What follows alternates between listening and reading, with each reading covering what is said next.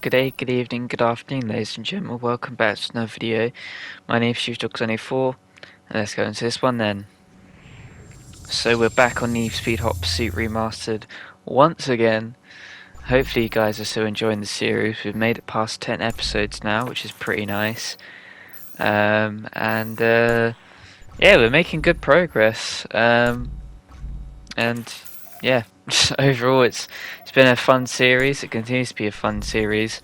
And so yeah, hopefully you guys are also enjoying it with me. But we're gonna have a quick check of the stats here. So we're 25% of the way through the game, according to the bottom there. So that is pretty astounding. I didn't think we'd reach that milestone this quickly. Only 10 episodes in, but Swedish Swoop is the name of the event that we're about to do in the Koenigsegg CCX. I love Koenigsegg, they're one of my favourite brands. And we have a rapid deployment preview event where we have to get 3 minutes 26 as the time, 5 AM and in snowy conditions.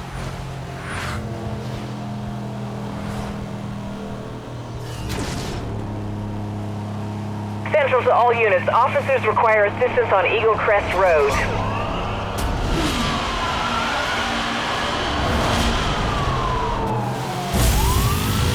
All units, please respond. So we now make the 8.7 mile climb through the mountains in this car that is going to take ages to get for us, because this is very much so an endgame car, so it definitely handles like one as well with its amazing cornering skill. But yeah, so just the whole event is just climbing through this mountain. It's basically the opposite of the McLaren event that we did a few episodes ago. But we're already keeping it fine to the barriers, because remember in the police version of time trials, if you hit a barrier, you do in fact get a time penalty, as we narrowly avoid the barrier there as well. That was incredibly close, so close that I feel like we need to slow down and have a closer look at it. Yeah, keeping it fine already, but that's not too bad, because you know we need to obviously go as fast as we can. So while we continue climbing through, I should mention that this episode was recorded on Sunday rather than today on Tuesday, because well, I was trying to get ahead, because next week I'm going on holiday, and so I'm going to record 10 videos. Already recorded 5 at this point, or 7 I guess, as we clip the barrier there and clip it there and get a 2-second penalty. The first one we should have got a 2-second penalty for, but we didn't, and the second one we did also deserve a penalty and we got it. So after 2 seconds, but not too bad as we continue to climb through. But yeah, I've currently recorded 7 videos, I guess. I've edited 4 if you include this one. And so yeah, we should have them all ready and just ready to be churned out while I'm on holiday for the next week.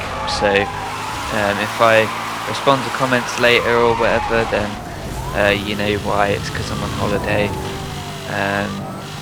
And yeah, after that week it should be all good. But what isn't all good is our driving, as we collide into a traffic car and the barrier. But to be fair, the traffic car was in a pretty awkward position, so I'll let myself off with that one. But yeah, I can't make too many more mistakes. But fortunately this Koenigsegg is very much so planted. Like I said, probably my favourite hypercar brand out of them all.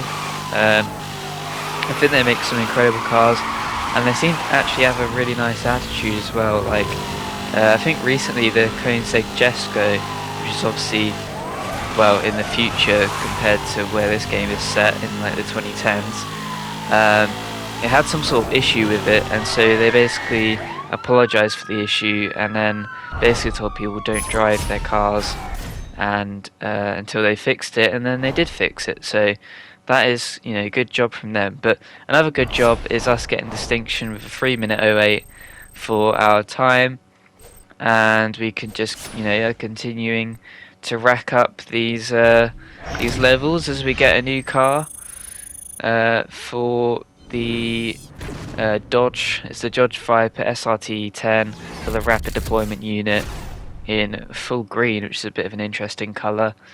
But that is another car given to us, which is all good. So, Rocket Science preview event is the next one that we're going to do. Pretty interesting event. And so, yeah, we get to choose a car, and it's the Apollo S from Gumpert. Now, I can say I've never heard of this car before, as we have to do this event by 2 minutes 50 to get the gold. It's at 8 PM, and it's in sunny conditions with 8.6 miles of track ahead of us. But yeah, I have never ever seen this car, and I played this game on the PC version, so not the remastered version, but the PC version, for over 300 hours, and I've never seen this car in my life. So this does make me think that this is again a new car that they've added into remastered version, because I do not remember this one at all. It sounds amazing, like it sounds completely like amazing, like a rocket, which is probably why it's called Rocket Science. It's probably very technically made, but yeah, I have never heard of this car, never seen this car before. And definitely not in this game. And again, with some of the older cars as well, I feel like they've added them, but I'm not entirely sure about that. But nonetheless, anyway, we're doing a preview event with it. We've done a decent amount, probably about a third already, so we're on a decent sort of course as we clip the barrier a bit there, but because we're on the racer's side, we fortunately don't have to contend with any time penalties. As we go out of the desert section, we're going to speed it up a little bit, as we can hear the thunder in the background a little bit as well. And then coming up to this long corner, we're going to be enjoying some pure bliss as we drift around, but end up smashing into a traffic car, and so it ends up being quite an unsatisfactory corner because of my mistake. But this corner, and there's another one of these ahead where you go downwards rather than upwards. I guess depending on which direction you're going, it would be downwards then upwards, or upwards and downwards. Anyway, the point is, this, like, that corner is one of the absolute best corners in like racing game history ever. It is so good. Whoever made it needs to have a raise if they're still working with Criterion, because it is such a good corner, and we're about to demonstrate it now. In fact, I'm going to shut up and just listen to this.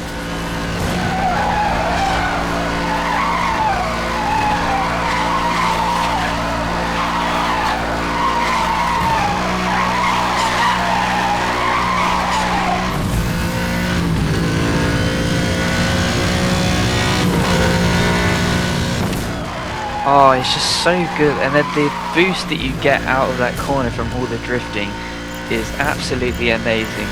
The only unfortunate thing is that we're going to fail this event and not get the gold time, and we probably would have got the silver time, but I decided to pull over and just restart the event and go again from there. So we go for round 2 here, and I won't bore you.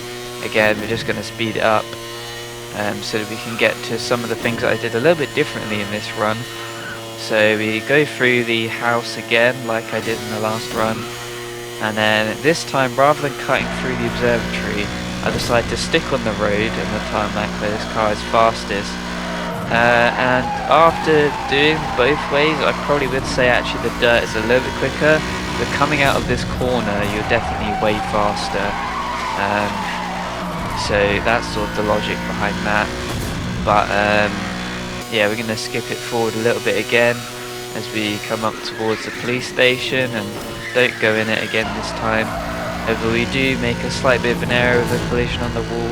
Not too bad, because again we don't get a penalty like we do in the police events. But we speed up a little bit again past the diner and down towards this lovely corner as we flick it right, drift, avoid that traffic car, go inside to outside, stick it around the outside on the oncoming lane, through the tunnel, out we go, and then back onto the main road And a round of applause for me as well, because again, such a cool corner. We don't take that little shortcut as well, because again, I feel like it would be faster just taking the normal road. And then narrowly avoid the inside of the corner, get that absolutely perfectly. Feels so great when you're able to do that. And now we go all the way down through this lovely corner once again.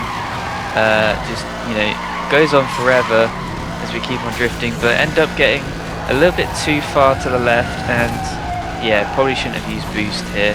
Did a little bit of wall riding, and unfortunately we didn't go as fast coming out of this straight away, but it doesn't matter because we're a solid 8 seconds faster as we come through this corner compared to our previous time, and that's obviously because we didn't crash into a car like we did in the other one. But we come across the line now and we get a 2-minute 45.26, new personal best and a gold awarded. So we finally got the Rocket Science Gold Award given to us. But such a good corner, and that car is actually quite nice despite me having never heard of it before. It is a pretty cool car. But yeah, love those corners so much. Well done to whoever made them. But we're now going on to the locking on interceptor event. We have a wide variety of cars because we haven't really used many from this category yet. And so speed it up a little bit and I end up choosing the Chevy Corvette Z06 or Z06. I think it's Z06. And we get 2 spike strips, 2 roadblocks at 10 AM, sunny conditions, 2 minutes 30 is the distinction time. Let's head on down to the event. Officers in pursuit of a green Lamborghini on West Beach Freeway. Confirmed. Suspect reported fleeing the scene of a robbery at the Hudson Tech plant. Affirmative, officer. Interceptor assistance is en route to your location. Interceptor is on scene and standing down.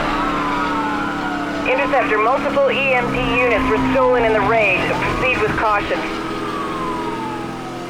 So dispatch has advised that the car ahead does have EMPs, which they've stolen from a Hudson Tech facility, and so we are trying to pursue him now. But he crashed into a traffic car here.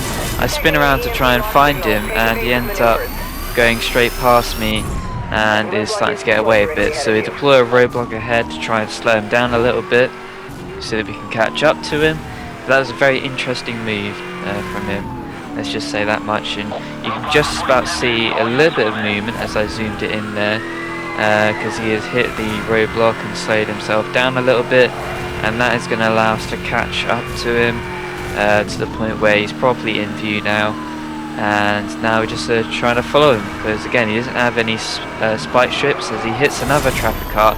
This time we don't spin it all the way around, we let him go past so that his EMP does not lock on.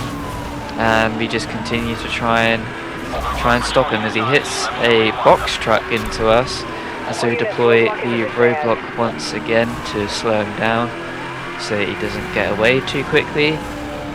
And as we come up to the roadblock, he does hit it, so we give him a massive whack on the back, and he's looking to go on the off ramp here, so we follow up with him. And I wasn't sure where he was going to go. He slowed down, so it indicated that he was going to the left here, or the right as it was when I first saw him, but then he started slamming into a wall, so I just stayed with him, and that is a bust, because as we've discovered, if you stay next to a police car for too long, then that's a bust. So 1 minute 36.75 is the time. Gold for the distinction award is given to us, and so yeah, overall a pretty decent intercept. Maybe not as well as we would have liked. I probably would have wanted to actually crash him out, but at the end of the day, a win is a win. But we go on to the Avalanche Hot Pursuit event here then, and this is one that I've done a lot on the PC version of this game, so I know this route inside and out. I know all the cars that are going to be joining us. And speaking of cars, we do have quite a few different options, to be fair, but we end up choosing the Audi R8 Spider 5.2 FSI Quattro, and we're gonna put it in a Seaplang Blue Metallic. Interesting color name. We want to get gold, of course. We have 3 spike strips, 3 jammers, 3 EMPs, 6 AM, and sunny conditions. So 12.3 miles as well. We've got 3 other fellow racers, but of course the SCPD are going to be, trying to follow us. And I'm glad I did say SCPD, because when I was playing Ready or Not, which if anyone's played that, you know that the city's called Los Sueños. And that is the LSPD, which is the same as also GTA's as well. So I'm glad that I got my PDs right, as I was playing Ready or Not a little bit earlier as well. But anyway, the SCPD, aka the Seacrest County PD Police Department, which is where we're in right now, is currently following us. And as I heard that they were going to launch an EMP because it was approved by them, I decided to deploy a spike strip, and that is him over and out.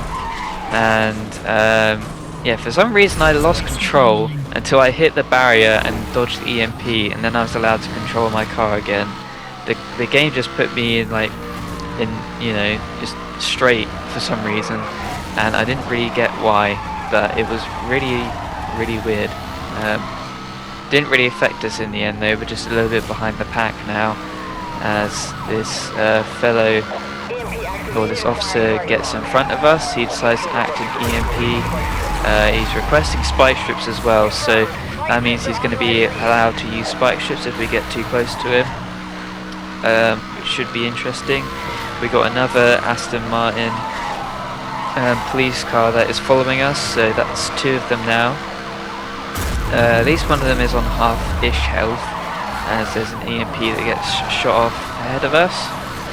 And we're in the back of the pack here, which isn't great, but decided to use the EMP, just about staying in range, and we're able to get the lock on and get him disabled.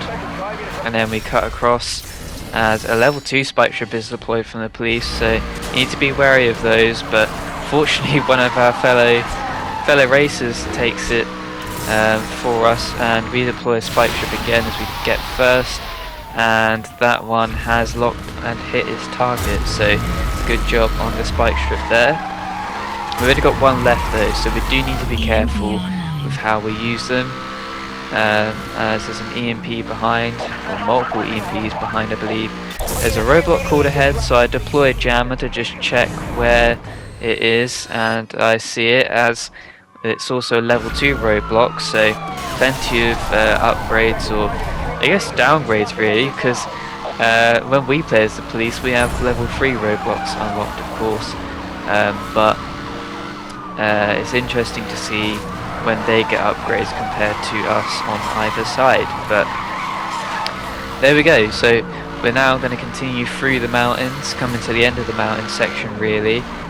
We are in last, but again there's 6 miles left, so it's a bit of an endurance, and we do still have a decent amount of stuff as we crash into a fellow racer, which gives us a free pass through the roadblock. We also almost got EMP'd, but they were unable to lock us because they're too far behind, and so we're able to just get away a bit here. And like I said, you can go from last all the way to first, and it's been just about a mile, so anything can change very quickly. It needs to be absolutely mastered.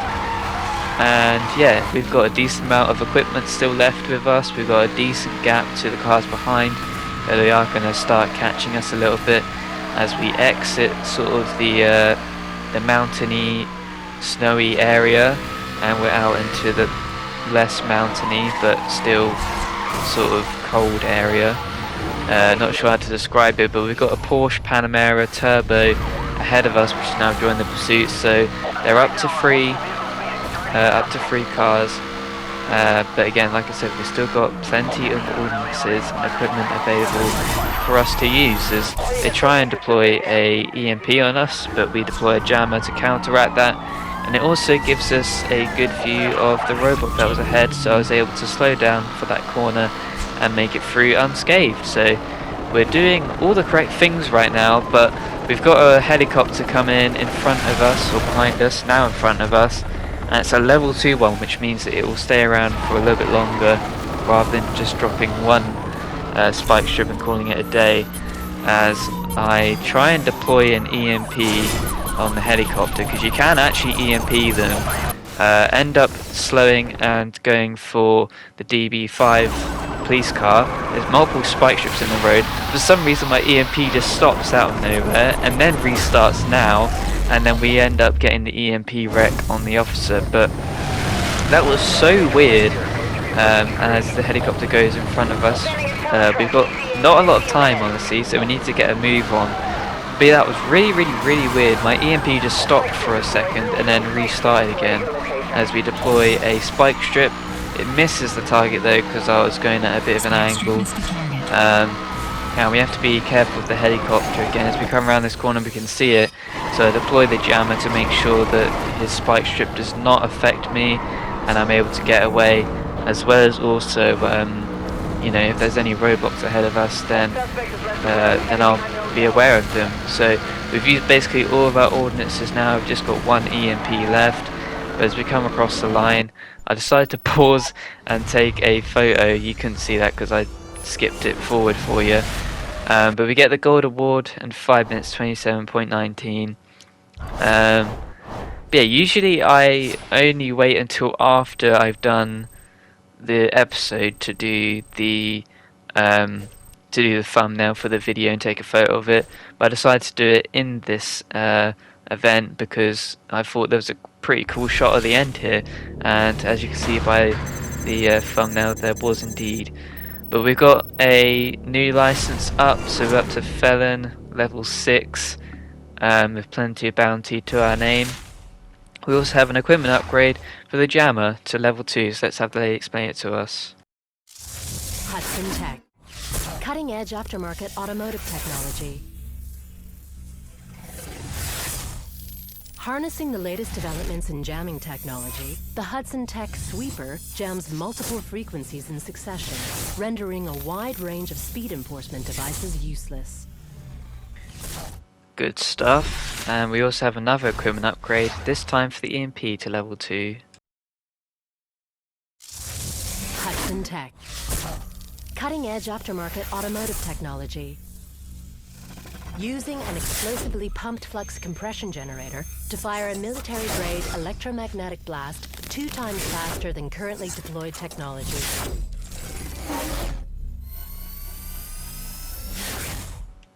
So yeah, nice to see that we've got an upgrade for both the EMP to make it quicker to lock on, as we also get the Ford GT, and also a upgrade to the jammer as well. That is also very good. I absolutely love those cinematics, as I've said before. I think they're some of the coolest parts of this game, as well as just the equipment in general. But that is going to do it for today's episode, guys. So if you did enjoy the episode, then I would recommend that you hit the like button. Comment on anything you enjoy below, subscribe if you enjoy all of my content, leave some constructive criticism below. But until then, this has been Chief Dog 74, and I'll see you guys in the next one.